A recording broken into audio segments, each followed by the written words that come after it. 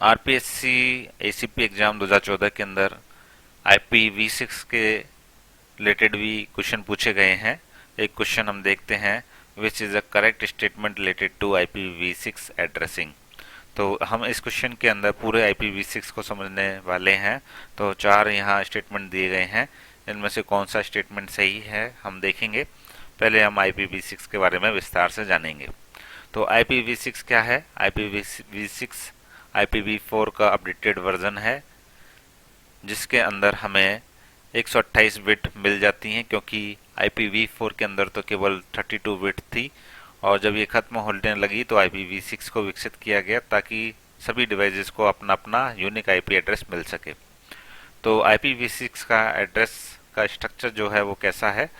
इसमें 8 हिस्सों में इसको बांटा गया है, जबकि IPv4 के अंदर 4 ऑक्टेट होते थे। यहाँ आपको 8 हिस्से मिलेंगे और यहाँ आपको ऑक्टेट यानी कि 8 बिट के ऑक्टेट मिलते थे 4। यहाँ 16 बिट के 8 हिस्से आपको मिलेंगे। 16 बिट यानी कि हेक्साडेसिमल वैल्यू यहाँ होगी हर हिस्से में। तो आप देख सकते हैं एग्जाम्पल, यहाँ IPv6 एड्रेस लिखा गया है, जिसको 8 हिस्सों में हमने लिखा है। हर वैल्यू हेक्साडेसिमल है। यहाँ देखिए आप 00 लिखा हुआ है। तो इसको हम शॉर्ट तरीके से भी लिख सकते हैं, लेकिन हम डबल कॉलन का इस्तेमाल करेंगे। आप देख सकते हैं यहाँ हमने डबल कॉलम लिखा है।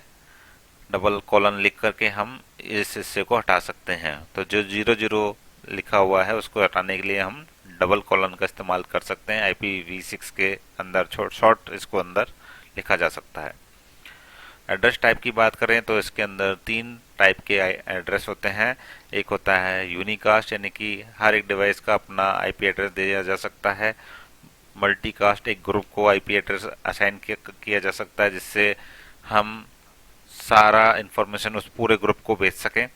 और एनी कास्ट IP एड्रेस भी असाइन किया जा सकता है किसी डिवाइस को, ताकि जो नज़दीकी डिवाइस है केवल उसी पर डेटा जाए और बाकी किसी पर ना जाए। और इसके अंदर ब्रॉडकास्ट नहीं होता है। ब्रॉडकास्ट एड्रेस इसके अंदर हम असाइन नहीं कर सकते हैं। अब बात करें इसकी हेडर साइज की, तो हेडर साइज इसका काफ़ी बड़ा होता है। 40 बाइट का हेडर साइज होता है इसका, जबकि IPv4 के अंदर मिनिमम 20 बाइट का होता था। तो IPv6 के अंदर जस्ट डबल होता है, 40 बाइट का IP हेडर आपको मिल जाता है। और कॉन्फ़िगरेशन की बात करें तो डिवाइस अपना IP एड्रेस खुद सेट कर सकता है, जिसके लिए DHCP v6 का वो इस्तेमाल करता है, या SLAAC का भी इस्तेमाल कर सकता है।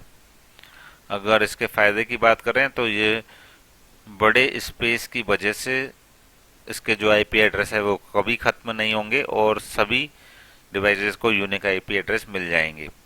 और यहाँ नेट की ज़रूरत नहीं पड़ेगी, नेटवर्क एड्रेस ट्रांसलेशन की यहाँ ज़रूरत बिल्कुल नहीं पड़ेगी, क्योंकि काफ़ी ज़्यादा IP एड्रेस इसके अंदर अवेलेबल हैं।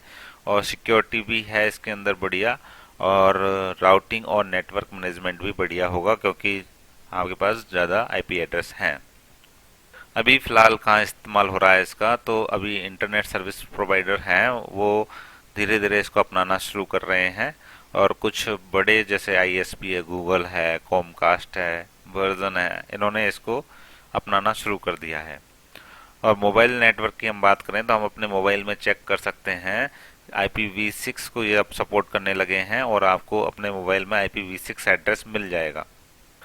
ऑपरेटिंग सिस्टम जैसे विंडोज़ है, मैक OS है, लिनक्स है, एंड्रॉयड है, ये भी अब IPv6 को सपोर्ट कर रहे हैं।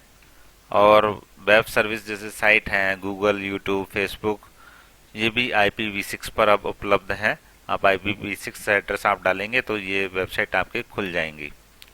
और जो आधुनिक राउटर बन रहे हैं, जो नेटवर्क उपकरण बन रहे हैं, वो भी IPv6 को सपोर्ट करते हैं। चलिए अब हम ऑप्शंस को पढ़ लेते हैं कि IPv6 से रिलेटेड कौन सा ऑप्शन इसमें से सही है।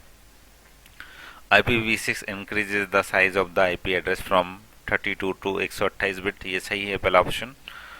IPv6 has 40 byte fix length header, ये भी सही है। और in addition to unicast and multicast address IPv6 support anycast addressing, बिल्कुल, ये तीनों बातें हमने यहाँ पढ़ी। एक तो इसकी जो विड्थ है वो 32 से लेकर के 128 अब इसकी हो गई है। पहले 32 थी IPv4 के अंदर, अब 128 IPv6 के अंदर हमको मिल रही है। और IPv4 के अंदर जो हेडर साइज थी वो मिनिमम 20 बाइट का था, यहाँ आपको 40 बाइट का फिक्स हेडर लेंथ मिल रही है। और इसमें यूनिकास्ट मल्टीकास्ट के साथ साथ एनीकास्ट एड्रेसिंग भी उपलब्ध है। तो ये सारी बातें हैं जो स्टेटमेंट हैं, ये करेक्ट है IPv6 के रिगार्डिंग। तो इसका जो सही आंसर होगा ऑल ऑफ दीज इसका सही आंसर है।